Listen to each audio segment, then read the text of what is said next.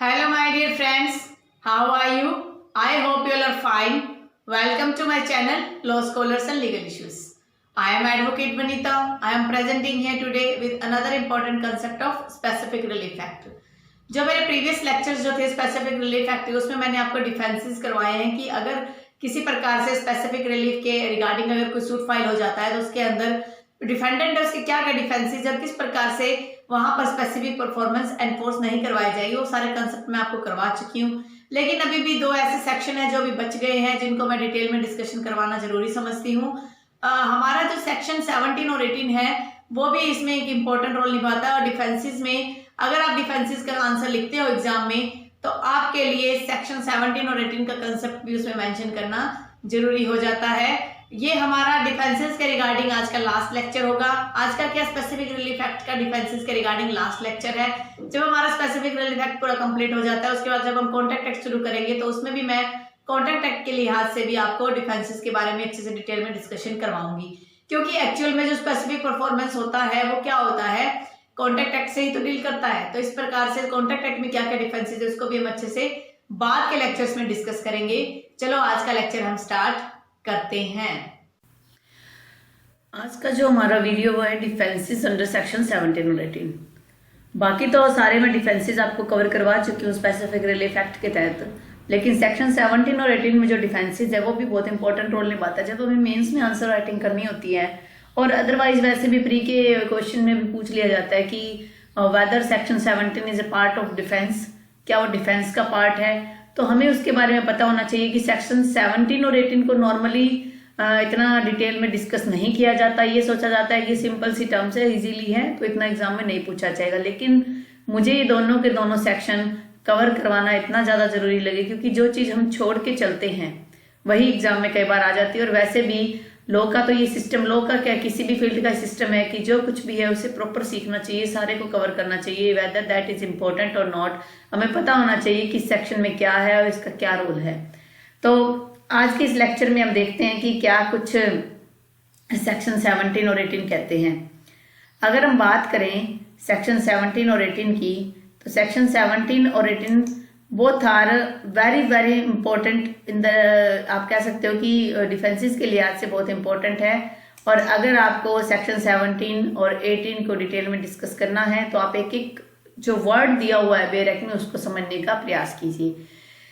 ये कहता है कि जो सेक्शन 17 है, सेक्शन 17 क्या कहता है वो बताता है कि कॉन्ट्रैक्ट तो होगा ही, specific relief act contract to sell, किसी चीज को बेचने के लिए, और let property by one who has not, या किसी से कोई जैसे किराए पे लेते हैं, टू लेट लिखते हैं कि प्रॉपर्टी किराए पे ले रहे हैं या कोई गहने ले रहे हैं, या आप लीज पे कह सकते हो, by one who has no title, जिसके पास कोई टाइटल नहीं है, नॉट स्पेसिफिकली एनफोर्स, कोई व्यक्ति कॉन्ट्रैक्ट कर रहा है कि वो प्रॉपर्टी को सेल करेगा या वो आपको किराए पे दे रहा है या कोई ऐसा कुछ प्रॉपर्टी के लिहाज से कोई एक्टिविटी कर रहा है जिसके पास किसी भी प्रकार का टाइटल नहीं है।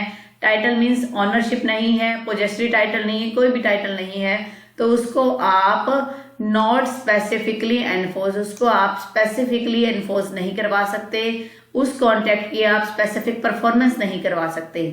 A contract to sell or let any movable property cannot be specifically enforced in favor of vendor or lessor.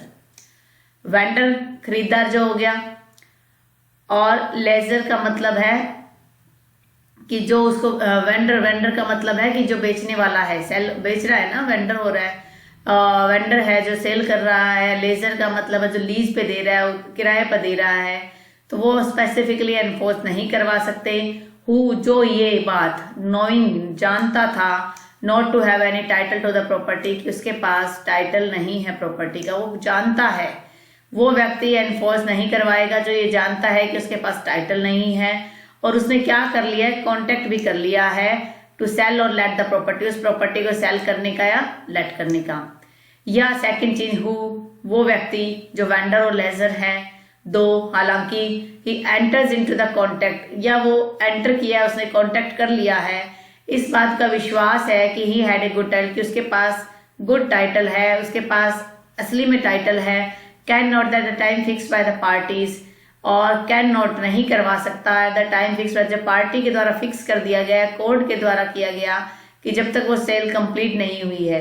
कि जब उसने कांटेक्ट किया तो उसे था कि गुड टाइटल है, लेकिन जब उसे पता चला, जब कोर्ट का मैटर आया या पार्टीज के बारे में बात जो फिक्स होने वाली थी और for the completion of the sale और लेटिंग की फिक्सिंग की बात हो रही थी, give the purchaser or lessee a little title free from reasonable doubts, तो बिना किसी डाउट के अगर वो परचेजर को और लीजी को वो कंप्लीशन कर नहीं पाता उस टाइम पर, कैन नॉट है ना, अगर वो पूरा नहीं कर पाता, मान लो कि उसने व्यक्ति ने कांटेक्ट कर लिया। हम एक एग्जांपल ले लेते हैं, जैसे एग्जांपल के तौर पे मैं आपको बताती हूँ कि ये ए है, ठीक है, इसको ये इस बात का विश्वास है कि उसके पास गुड टाइटल है। वो क्या करता है, बी को सेल करता है, बट ये क्या हो गया, सिर्फ कांटेक्ट हुआ है। जब कंप्लीशन की बात आई, कंप्लीशन का मतलब है कि जब फाइनल जो कहते हैं ना कि जब एनफोर्समेंट की बात आ रही है तो कोर्ट ने जो ऑर्डर दिया, कोर्ट ने ऑर्डर दिया या जब फिक्स कर रहा था वो टर्म्स वगैरह को, तो उस टाइम में उसको पास डाउट है। डाउट का मतलब है कि किस प्रकार का शक, संदेह है कि वो जो है बेटर टाइटल उसके पास नहीं है, तो वो भी व्यक्ति बाद में जो है कवर नहीं करवा सकता। आप ये नहीं कह सकते कि वो स्पेसिफिकली एनफोर्सेबल करवा सकता है या वो स्पेसिफिक एनफोर्समेंट में कवर हो पाएगा, तो वो कवर नहीं है। पहली चीज उसको नॉलेज थी, सेकंड जब उसने एंटर किया उसके पास गुड टाइटल था, उसको विश्वास था, लेकिन जब कोर्ट और पार्टी ने जब मैटर फिक्स किया, फिक्सिंग की बात आई, तब उसको डाउट था और वो टाइटल जो है कि वो बिना डाउट के नहीं दे पा रहा है, रीजनेबल डाउट से फ्री होके वो नहीं कर पा रहा है, तो भी उस मैटर में वो एनफोर्स नहीं करवा पाएगा। फिर बात आती है the provision of sub section 1, जो सब सेक्शन 1 के जो प्रोविजंस हैं वो उन पर भी अप्लाई होंगे कॉन्ट्रैक्ट पर फॉर द सेल, या तो उसने सेल किया है या हायर परचेज का जो मैटर होता है, हायर करा है कुछ चीज, मान लो आप किस्तों पे कोई चीज लेके आते हो, किस्तों पे आपने सोफा सेट लिया, किस्तों पे कोई आपने प्रॉपर्टी ले ली और उस प्रॉपर्टी के रिगार्डिंग में अगर आपके पास अच्छा टाइटल नहीं है तब भी आप एनफोर्समेंट नहीं करवा सकते। इस सारे कंसेप्ट को हम थोड़ा सा एग्जाम्पल के थ्रू समझेंगे, क्योंकि हर एक चीज जब एग्जाम्पल के थ्रू कवर होती है तो उसको हम लंबे समय तक याद रख पाते हैं और उसको हम भूल भी नहीं पाते। और हमें तो जब भी कंसेप्ट क्लियर करना है वो इस टाइप से करना है कि हम उसे भूल भी ना पाए, क्योंकि आगे जो है जुडिशरी के एग्जाम्स आएंगे या कोई अदर मैटर में भी है, आप कॉम्पिटिटिव की तैयारी नहीं भी कर रहे हो, आप कोर्ट में प्रैक्टिस भी कर रहे हो, फिर भी आपको कंसेप्ट क्लियर होने चाहिए। मेन जो फोकस है कंसेप्ट पे होना चाहिए। ये मैटर नहीं करता कि आप जज बनते हो या नहीं बनते, ये मैटर नहीं करता कि आप अच्छे प्रोफेसर बनते हो या नहीं बनते हो, लेकिन ये मैटर करता है कि आपके पास नॉलेज कितनी है। अगर आपके पास नॉलेज है तो आप लाइफ में कहीं भी मार नहीं खाओगे, आप कहीं ना कोई एक्ट करके अपनी जो लिवलीहुड है उसको अच्छे से कवर कर पाते हो। तो नॉलेज इंपॉर्टेंट होनी चाहिए, बाकी कुछ मायने नहीं रखती। अब द अबव मेंशन्ड बार, जो ऊपर जो कुछ आपको मेंशन करी थी, जो ये चीजें बताई थी, जो बेयर एक्ट था, against a person shall also apply, ये आएगा कि सेल और हायर इमूवेबल प्रॉपर्टी में भी आएगा। फिर सेक्शन 17 को आप ये कह सकते हो कि इन एडिशन टू सेक्शन 16, जो सेक्शन 16 में पर्सनल बार्स थे उनके एडिशन है, उसका ये आप कह सकते हो एक्सटेंडेड फॉर्म है। Also further grounds where specific performance can not be granted, specific performance grant नहीं होगी किन मैटर में, जो एक मैक्सिम है nemo dat quod non habet applies in case of section 17। जो nemo dat quod non habet का जो ये मैक्सिम है ये कहता है कि आपके पास अगर अच्छा टाइटल नहीं है तो आप जो है आगे कुछ भी ट्रांसफर नहीं कर पाओगे, कि without good title you can not transfer anything, whether that is sale agreement, whether that is hire agreement, whether that is letting agreement. जब आपके पास टाइटल ही नहीं है तो आप आगे कैसे भी कुछ भी ट्रांसफर नहीं कर सकते। यही बात सेक्शन 17 जो है वो बता रहा है। सेक्शन 17 में जब ये बात आती है कि ट्रांसफर नहीं कर, उस टाइम में जो रेडीनेस और विलिंगनेस है कि आप तैयार ही नहीं हो या आपकी इच्छा भी नहीं है तो भी आप कोई परफॉर्मेंस नहीं करवा सकते। तो जो रेडीनेस है, आपकी तैयारी और आपकी इच्छा दोनों होना जरूरी है to perform essential terms of contract, किसी भी कॉन्ट्रैक्ट की जो आवश्यक टर्म है उसको परफॉर्म करने के लिए। और by him has to be real readiness and willingness, उसके पास वास्तविकता वास्तविक तौर पर रेडी, वो तैयार होना चाहिए व्यक्ति परफॉर्म करने के लिए, और उसकी इच्छा होनी चाहिए कि वो परफॉर्म करना चाहता है। A person incapable of perform, एक व्यक्ति जो रेडी ही नहीं है, विलिंग भी नहीं है, वो किसी भी प्रकार से कोई भी कॉन्टेक्ट को परफॉर्म नहीं कर पाएगा। तो ये रेडीनेस और विलिंगनेस जो थी वो सेक्शन 17 में था, सॉरी 16 में था, जिसको फर्दर इसमें एक्सटेंड किया गया है। अगर हम आगे बात करें इलस्ट्रेशंस की, उसको समझ लेते हैं क्या कुछ कहता है। ए विदाउट सीज अथॉरिटी, ए बिना सी की अथॉरिटी की, ए कोई व्यक्ति है जिसके पास अथॉरिटी नहीं है, ना कोई टाइटल है, और सी के पास अथॉरिटी है, तो सी से अथॉरिटी भी नहीं लेता, कॉन्टेक्ट करता है, सेल कर देता है प्रॉपर्टी को बी को, विच ए नोज, यहाँ पर ए ये जानता था कि प्रॉपर्टी सी की है।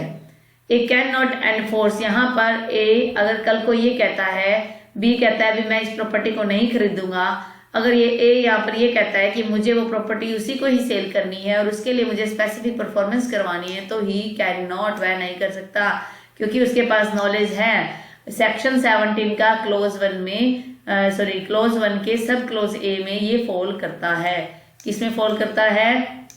17 का क्लोज 1 सब क्लोज ए, इसमें ये फॉल करेगा, ये वाला example. Next example, A bequeaths his land to trustee, A क्या करता है, एक तरीके से गिफ्ट कर देता है प्रॉपर्टीज ट्रस्टी को, बिक्विट में ट्रांसफर कर देता है। ये बात डिक्लेयर करता है that they may sell it with the consent of writing of B, कि जब बी कंसेंट देगा तभी ट्रस्टी जो है उस प्रॉपर्टी को सेल करेगा। B gives a general prospective assent, B ने एक सामान्य तौर पर असेंट दे दी इन राइटिंग में टू एनी सेल, किसी भी प्रकार की सेल के लिए, विद द ट्रस्टी में जो ट्रस्टी करना चाहे। ट्रस्टी कैन नॉट, अब ट्रस्टी यहाँ पर स्पेसिफिकली एनफोर्समेंट नहीं करवा सकता कॉन्ट्रैक्ट की, as the in the absence of B's consent, अगर बी की कंसेंट नहीं होती पार्टिकुलर सेल टू सी को जब ट्रांसफर किया था, the title which they can give to C as the law stand not free from, यहाँ पर रीजनेबल डाउट से वो फ्री नहीं था, क्योंकि यहाँ अगर मान लो उसने कंसेंट दे दी, लेकिन वो ट्रस्टी एनफोर्समेंट तब नहीं करवा पाएगा जब बी की कंसेंट नहीं होगी, क्योंकि यहाँ पर रीजनेबल डाउट भी है कि वो सी को जो प्रॉपर्टी सेल करी है उसमें उसका बेटर टाइटल नहीं है, उसका गुड टाइटल नहीं है। तो ये फॉल करता है 17 के फर्स्ट के क्लोज ए में। नेक्स्ट, ए एक व्यक्ति है, being in possession of certain, उसके पास पोजेसरी टाइटल है कुछ लैंड का, कॉन्टेक्ट करता है to sell it to Z, कि वो जेड को बेचेगा, इस प्रकार का वो कॉन्टेक्ट कर लेता है। ऑन इंक्वायरी, जब पूछताछ की जाती है, इट टर्न्स आउट दैट, अब ये बात सामने आती है कि A claims the land as heir of B, कि यहाँ पर ए जो है वो अपना दावा कर रहा है कि वो बी का उत्तराधिकारी है। Who left the country several years before, कि वो कई साल पहले देश छोड़ के जा चुका है और ये माना गया कि या वो गुजर चुका है, डेथ हो चुकी है। But of whose death there, अगर उसकी डेथ का किसी प्रकार का कोई सफिशिएंट प्रूफ नहीं है, अगर बी की डेथ ही नहीं हुई या बी की डेथ का कोई प्रूफ नहीं है, तो चाहे ए उसका हेयर है, उत्तराधिकारी है, फिर भी वो प्रॉपर्टी का बेटर टाइटल एक्सरसाइज नहीं कर सकता, गुड टाइटल उसके पास नहीं है, एक फॉल्टी टाइटल है। तो यहाँ पर ए जेड को कंपेल नहीं कर सकता कि वो स्पेसिफिकली एनफोर्समेंट करवाए, क्योंकि जेड मना कर सकता है कि उसके पास गुड टाइटल नहीं है। आई होप आपको ये एग्जाम्पल समझ में आया होगा, फिर भी डाउट है तो आप मुझे कमेंट कर लीजिए। उसके बाद नेक्स्ट हमारा है ए, आउट ऑफ नेचुरल लव, प्यार और लगाव की वजह से एक सेटलमेंट करता है, एक कोई डीड तैयार करता है कुछ प्रॉपर्टी की ऑन हिज ब्रदर्स, अपने भाइयों के लिए, और उनके इश्यूज, इश्यू का मतलब उनके आगे जो पीढ़ी है, उनके आगे जो बच्चे हैं। And afterwards enters into a contract to sell, पहले तो वो क्या कर देता है, एक सेटलमेंट कर दी, यानी कि विल बना दी या गिफ्ट कर दिया ब्रदर और उनके बच्चों को, बाद में वो प्रॉपर्टी को बेचने की कॉन्टेक्ट कर लेता है किसी स्ट्रेंजर से, किसी अनजान व्यक्ति से। यहाँ पर ए एनफोर्समेंट के लिए, स्पेसिफिक परफॉर्मेंस के लिए वो ये क्लेम नहीं कर सकता, क्योंकि जो उसने सेटलमेंट की थी वो ओवरराइड कर रही है, यानी कि जो ये अब इसने कॉन्टेक्ट किया ये सेटलमेंट को ओवरराइड कर रहा है, जो गिफ्ट दिया था उसको ओवरराइड कर रहा है। And thus prejudice the interest, तो ये क्या कर रहा है, प्रेजुडाइज, हनन कर रहा है जो व्यक्ति क्लेम करेगा उसके अधिकारों को। तो इस प्रकार से यहाँ पर ए हालांकि प्रॉपर्टी ए की थी पर फिर भी वो यहाँ स्पेसिफिक परफॉर्मेंस नहीं करवा सकता क्योंकि उसने पहले से ही गिफ्ट कर रखी थी। तो आई होप आपको अब डाउट्स क्लियर होंगे कि सेक्शन 17 दो प्रकार की आप ये कह सकते हो कि टाइटल की बात कर रहा है कि एक तो उसके पास गुड टाइटल, दो प्रकार के प्रोसीजर की बात कर रहा है कि वो सेल कर रहा है या हायर परचेज है या वो लेट कर रहा है, तीन हो गए। तो उस मैटर में अगर उसके पास बेटर टाइटल नहीं है तो जिस व्यक्ति ने टाइटल ट्रांसफर किया है वो वहां पर फर्दर क्लेम नहीं कर सकता। उसके बाद हमारा आ गया नेक्स्ट कंसेप्ट। सेक्शन 18 कहता है नॉन एनफोर्समेंट नहीं होगी एक्सेप्ट विद वेरिएशन, की कई बार ऐसे कॉन्टेक्ट्स हो जाते हैं जिसमें ऐसे ऐसे कंडीशंस हैं कि जब तक उन कंडीशंस को चेंज ना किया जाए उसको परफॉर्म नहीं करवा सकते। तो उस मैटर में ये बातें हैं कि कुछ चेंजेस के बिना परफॉर्मेंस नहीं होगी। Where a plaintiff seeks specific performance, जहां एक प्लेंटिफ डिमांड कर रहा है स्पेसिफिक परफॉर्मेंस है कॉन्ट्रैक्ट की राइटिंग में, to which the defendant set up a variation, तो डिफेंडेंट कहता है कि उसमें कुछ वेरिएशन की नीड है। Plaintiff can not obtain the performance, यहाँ प्लेंटिफ जो है परफॉर्मेंस नहीं करवा सकता जब तक एक्सेप्ट के बिना, जब तक कि वो वेरिएशन मतलब चेंजेस, जब तक चेंजेस ना हो जाए। द फॉलोइंग केस, कौन कौन से मैटर होना चाहिए। सबसे पहला पॉइंट आ गया यहाँ पे फ्रॉड, अगर फ्रॉड हुआ है उस मैटर में, अगर कोई मिस्टेक है, गलती से मिस्टेक ऑफ फैक्ट को समझने में गलती हो गई है या मिस रिप्रेजेंट अपने आप को कॉन्ट्रैक्ट के टाइम पर गलत प्रस्तुत कर दिया है, इन तीन मैटर में the return contract of which, जो रिटर्न कॉन्ट्रैक्ट किया गया था, विच परफॉर्मेंस, जिसके लिए परफॉर्मेंस की शॉर्ट में डिमांड की जा रही है, इन इट्स टर्म्स और इफेक्ट डिफरेंट, और अगर जो शर्तें हैं उसी के हिसाब से different from what the parties agree to, कि जब एग्रीमेंट हुआ उस टाइम कुछ और कंडीशंस थी, कुछ और टर्म्स थी, कुछ और प्रभाव पड़ने वाला था, लेकिन जब परफॉर्मेंस की बात आ गई तब अलग टर्म्स डिसाइड करने लगे और does not contain all the terms agreed to between, या जो भी टर्म्स एग्री हुई थी उस पर परफॉर्मेंस नहीं हो पा रही है। The parties on the basis of the defendant enter, जिस बेस पर डिफेंडेंट ने उस कॉन्ट्रैक्ट में एंटर किया था। कहने का मतलब है कि कुछ फ्रॉड हुआ, यानी पहले जब कॉन्ट्रैक्ट किया गया, एग्रीमेंट किया गया तो कुछ अलग टर्म्स थी, बाद में कुछ और टर्म्स होगी और उसके पीछे रीजन रहा फ्रॉड का, मिस्टेक ऑफ फैक्ट का और मिसरिप्रेजेंटेशन का। उस मैटर में जब तक वेरिएशंस ना की जाएंगी, जब तक कुछ चेंजेस ना किए जाएंगे तब तक उसको परफॉर्म नहीं करवाया जा सकता। Second point, where the object of the parties was to produce certain legal result, जब ऑब्जेक्ट था, पार्टीज का उद्देश्य ये था कि एक अगर कोई वायलेशन होता है तो कुछ लीगल रिजल्ट्स निकल के सामने आएगा, कुछ कानूनी परिणाम सामने आएंगे, which the contract frame not calculated to produce, जिसकी पहले उन्होंने कल्पना नहीं की थी, ऐसे कुछ परिणाम आने लगे हैं, उस मैटर में भी वेरिएशन की रिक्वायरमेंट रहेगी। वेयर द पार्टीज हैव, जब पार्टीज के पास subsequently to the execution of the contract, आगे जाने के बाद सब्सिक्वेंटली फर्दर जब कॉन्ट्रैक्ट को एग्जीक्यूशन करने लगे तब उन्होंने टर्म्स को वेरी कर दिया, तो उन वैलिड टर्म के बेस पर अब कॉन्ट्रैक्ट को स्पेसिफिक परफॉर्मेंस करवा सकते हैं, अदरवाइज स्पेसिफिक परफॉर्मेंस उसमें नहीं हो पाएगी। अब देख लेते हैं, एक कॉन्ट्रैक्ट किया गया इज इन राइटिंग में एंड डिफेंडेंट सेटअप पे वेरिएशन, डिफेंडेंट ने कुछ एक चेंजेस कर दिया, जो चेंजेस जो था डिफेंडेंट का जो चेंजेस था वो किस पर था, फ्रॉड पर था, मिस्टेक ऑफ फैक्ट पर था या मिस रिप्रेजेंटेशन पर था, वाइल जबकि जब उन्होंने एंटर किया था कुछ और टर्म्स थी। The plaintiff can not go for specific performance, नहीं करवा सकता जबकि कॉन्ट्रैक्ट की टर्म्स को जो है चेंज ना किया जाए। Variance will be allowed then specific performance can, जब वेरिएंस अलाउड कर दी जाएगी कोर्ट के द्वारा या उन दोनों के बीच में अलाउ हो जाएगा तभी स्पेसिफिक परफॉर्मेंस को ग्रांट कर सकती है कोर्ट, अदरवाइज कोर्ट जो है स्पेसिफिक परफॉर्मेंस ग्रांट नहीं करेगी। इलस्ट्रेशन से कुछ और डाउट्स क्लियर होंगे, एक बार और समझ लेते हैं।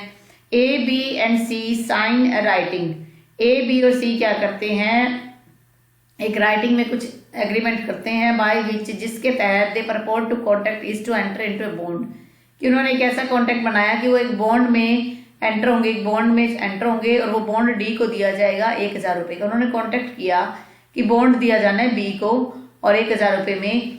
जब इन्हें सूट बाय डी के द्वारा सूट फाइल किया गया to make A B and C separately liable. उन्होंने सेपरेटली टोटल 1000 की बात हुई थी, लेकिन यहाँ पर डी ने ये सूट फाइल किया कि ए बी सी सेपरेटली जो है 1000 रुपए देंगे।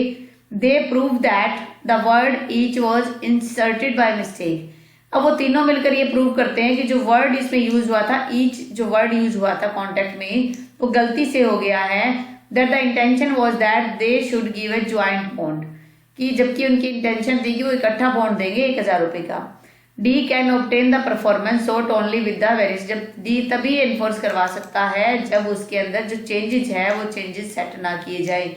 जब तक वो चेंज सेट नहीं होंगे तब तक डी यहाँ पर स्पेसिफिक परफॉर्मेंस नहीं करवा सकता। ये हो गया वेरिएंस की बात। यहाँ पर आ गई है मिस्टेक, और उसमें क्या था, फ्रॉड, मिस्टेक और मिसरिप्रेजेंटेशन था। तो कहीं ना कहीं ये एक इंपॉर्टेंट रोल यहाँ निभा रहा है। नेक्स्ट एग्जाम्पल क्या कहता है,